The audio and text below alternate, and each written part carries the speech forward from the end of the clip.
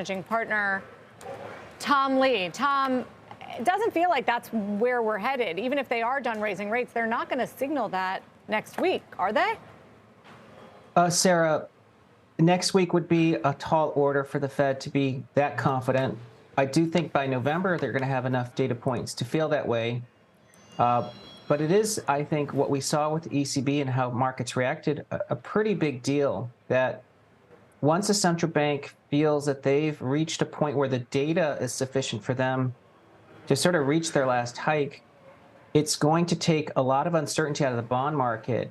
We saw that yesterday across all the regions in Europe and all the term structures of Europe, and that would trigger a risk rally. And it's very akin to 1982. I think there's a lot of folks here who think once the Fed says they're done, they think the stock market actually continues to go down. But I think it's the opposite reaction is going to take place. But a lot of people that I talk to think that that's the wrong reaction, because it's not as if when the Fed stops raising rates, they're going to start cutting rates. It's not a reversal of the liquidity environment. Instead, they're still doing QT.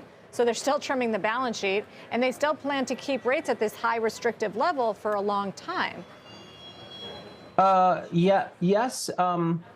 But I think investors who have that view are anchoring around a business cycle concept of Fed cycles.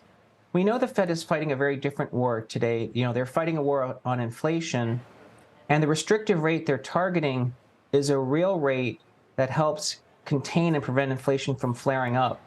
That if they keep rates here, okay, at 5.5%, and then year-over-year inflation next year drops to 2.5, which is, which one can model it pretty easily, that's a huge increase in restriction, probably enough to put us in a recession. So I think the Fed would be in a position to actually cut only to keep real rates constant. I think they want to keep higher for longer real rates. They don't want to increase real rates. And the effect on the mortgage market would be pretty dramatic as well.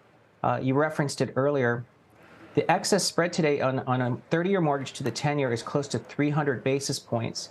Historically, that number is somewhere between 1.5 to 1.7 percentage points, meaning even if 10-year stays flat and the Fed signals an end, mortgage rates could drop, 1.5%. Yeah, there have been some jokes this week about what would happen if mortgage rates got above high yield, which that's ever happened. It'd be amazing if it did. I do wonder, Tom, price action-wise on some of the AI names, reaction to NVIDIA's quarter wasn't stellar. You could say the same thing about Oracle. Adobe's down 4 today. Is that just a function of being tired about the story?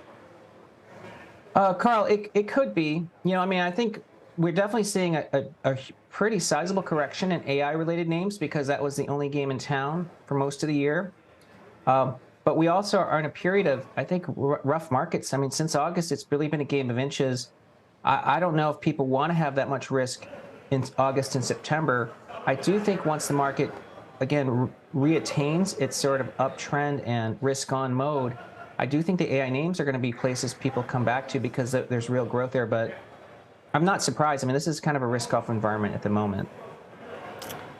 You don't buy the argument that the fiscal picture is becoming increasingly important for investors. The fact that we have a deficit it's double where it was supposed to be, especially during this growth period where unemployment is low and there's so much supply and issuance that has to take place, and that's keeping upward pressure on yields as well. Sarah, it is pretty puzzling that we're, in an expansion with high nominal GDP. Those should actually cause the deficit to shrink. That would be what economic history says, but you're right, it's puzzling. The deficit's doubled this year. Is the bond market complaining about it? I would say I would feel more convinced about that if the dollar was coincidentally weakening, but the dollar's actually been pretty strong. So it doesn't feel to me like there's someone saying that they don't want to fund the deficit here. I guess, but dollar strength follows yield strength often, Well, if you're worried about fiscal deficits and the funding, the ability for the government to fund, I would associate that with a weaker currency.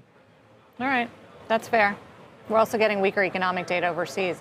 Tom, it's a good discussion. Thank you for joining us with some of your calls and your predictions, especially on mortgage rates that really stood out. Tom Lee of Fundstrat. Thank you. Still to